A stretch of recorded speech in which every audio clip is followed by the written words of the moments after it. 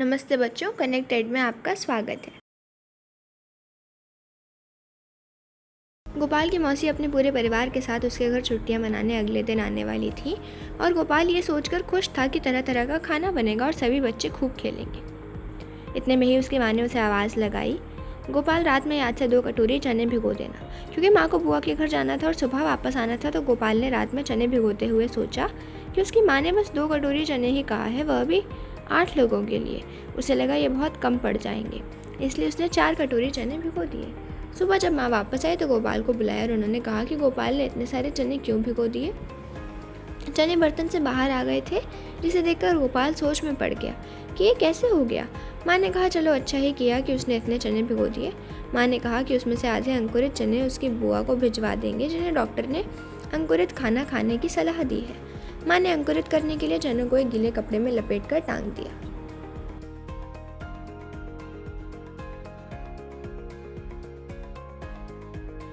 चलो एक क्रियाकलाप करें। क्या तुम्हें कक्षा 4 में पढ़े गए पाठ जड़ों का जाल याद है, जिसमें हमने बीजों से प्रयोग किए थे? हमें इस क्रियाकलाप के ये चने के कुछ दाने और 3 कटोरियाँ लगेंगी। पहले कटोरी में चने के 4-5 दाने लेकर उस कटोरी को पूरा पानी से भर दो। दूसरी कटोरी में भी उतने ही चने लो और भीगी हुई रुई या कपड़े में लपेट कर रख दो, लेकिन ध्यान रहे कि कपड़ा या रुई सूखने ना पाए।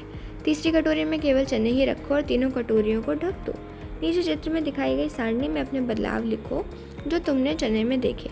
हम पाएंगे कि जिस कटोरी में हमने चने पानी में डाले थे उन बीजों में अंकुरित हुआ और बाकी चनों में अंकुरित नहीं हुआ।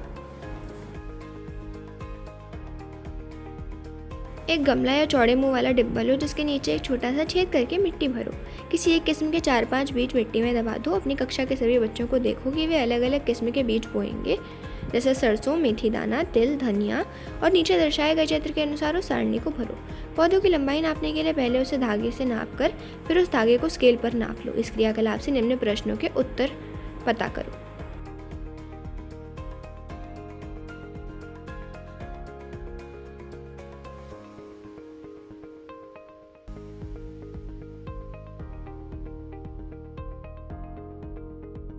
पौधों को बढ़ने के लिए हवा, मिट्टी और पानी की ज़रूरत होती है। चलो देखें शिकारी पौधे क्या होते हैं। कुछ पौधे ऐसे भी होते हैं जो चूहे, मेंढक, कीड़े मकोड़ों और छोटे जीवों का शिकार करते हैं। इनमें निपेंथिस सबसे ज़्यादा मशहूर है, जो कि ऑस्ट्रेलिया, इंडोनेशिया और भारत के मेघालय राज्य में पाया जाता है। इसका आकार लंबे घड़े जैसा होता है, जिसके ऊपर पत्ती का एक ढक्कन लगा होता है और घड़े से खास खुशबू निकलती है, जिसकी वजह से कीड़े उसकी तरफ खिंचे चले आते हैं। पौधे के ऊपर पहुंचते ही कीड़े अंदर फंस जाते हैं और बाहर नहीं निकल पाते, और ये पौधे बड़ी चतुराई से उसका शिकार कर लेते हैं।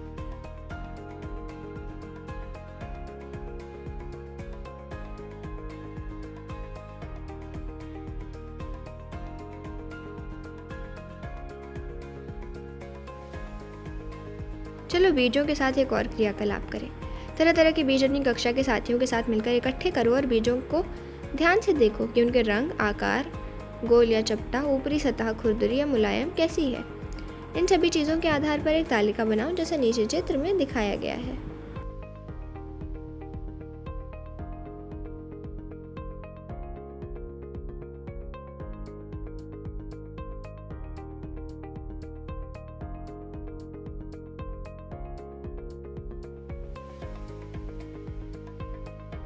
अपने मित्रों के साथ समूह बनाकर इन प्रश्नों के उत्तर खोजो और लिखो।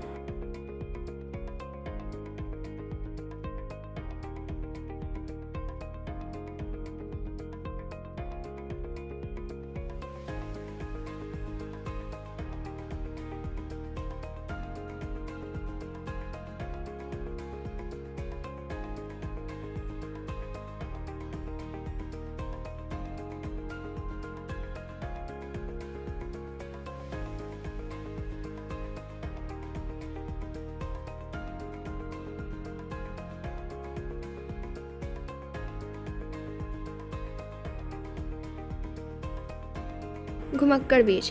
हमें पता है कि पौधे अपनी सारी ज़िंदगी एक ही जगह पर स्थिर रहते हैं और चलते नहीं हैं, लेकिन इनके बीज बड़े ही घुमक्कड़ होते हैं और दूर दूर तक पहुंच जाते हैं। नीचे दिए गए चित्र 1 में देखो कि कैसे ये बीज हवा की मदद से उड़ पाते हैं। चित्र 2 में देखो कि ये बीज हवा से तो नहीं उड़ पाते, लेकिन ये जानवरों की खाल और हमारे कपड़ों में अटक जाते हैं। इसी द्वारा एक जगह से दूसरी जगह पहुंच जाते हैं। चित्र 2 में दर्शाए गए पौधों के द्वारा स्विट्जरलैंड में वेलक्रो का आइडिया आया। ये घटना 1948 की है, जब एक दिन जॉर्ज मिस्ट्रल अपने कुत्ते के साथ सैर से लौट रहे थे तो उन्होंने देखा कि उन दोनों पर कुछ बीज चिपके हैं और उन बीजों को अपने कपड़ों पर चिपका देखकर वह हैरान हो गए। जब उन्होंने माइक्रोस्कोप से इन बीजों को बारीकी से देखा तो पाया कि बीजों में छोटे छोटे हुक थे, जिनकी मदद से वे बीज कपड़ों के रेशों में अटक गए थे। ये देखकर मिस्टर को एक आइडिया आया वेलक्रो बनाने का। वेलक्रो से दोनों सतह चिपक जाती है और खोलने पर उसमें चर चर की आवाज़ आती है। इसका इस्तेमाल हमारे बस्ते, कपड़े, जूते, पट्टे आदि में किए जाते हैं। कुछ पौधे अपने आप भी बीजों को दूर छिटक देते हैं, जैसे कि सोयाबीन की फलियाँ जब पककर सूख जाती हैं तो चिपक कर बिखरने लगती हैं।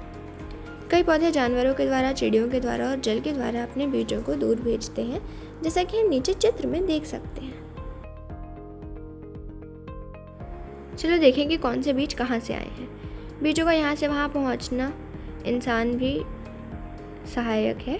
अनजाने में भी और जानबूझकर भी इंसान बीजों को एक जगह से दूसरी जगह पहुँचाते हैं। जैसे अगर कोई पौधा खूबसूरत लगता है या दवाई में उपयोगी होता है तो हम उसके बीज अपने बगीचे में उगाने के लिए ले आते हैं और ये पौधे जब बड़े होते हैं तो और दूर दूर तक बिखर जाते हैं। कई सालों के बाद तो लोगों को याद भी नहीं रहता कि ये पौधे हमेशा से यहाँ नहीं उगते थे और कहीं और से ही आए हैं। उदाहरण के लिए मिर्ची हमारे यहाँ पुर्तगाल देश के व्यापारी दक्षिण अमेरिका से भारत लेकर आए थे और अब ये पूरे भारत में उगाई जाती है। कौन सा बीज कहाँ से आया है, ये नीचे दी गई कविता में देखकर हम समझ सकते हैं।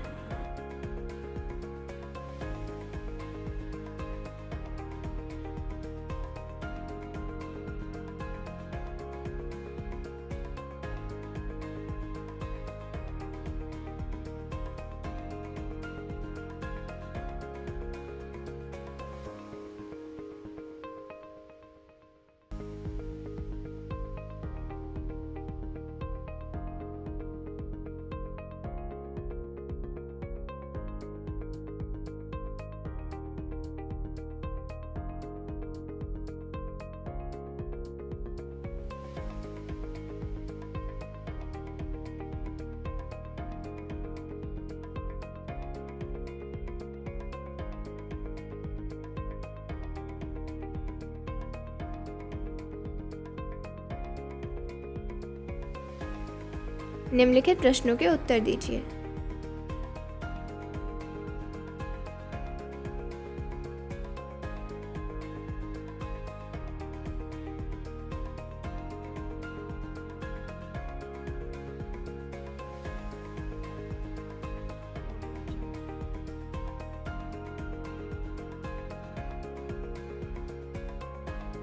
ये है जवाब।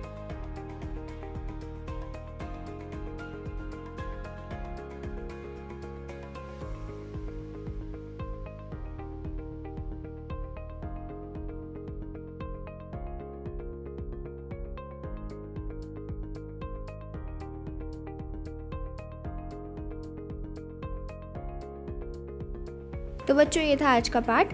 आशा करती हूँ कि आप सबको खूब मज़ा आया होगा। आज की कक्षा यही समाप्त हुई। अगली कक्षा में मिलते हैं एक नए पाठ के साथ। धन्यवाद।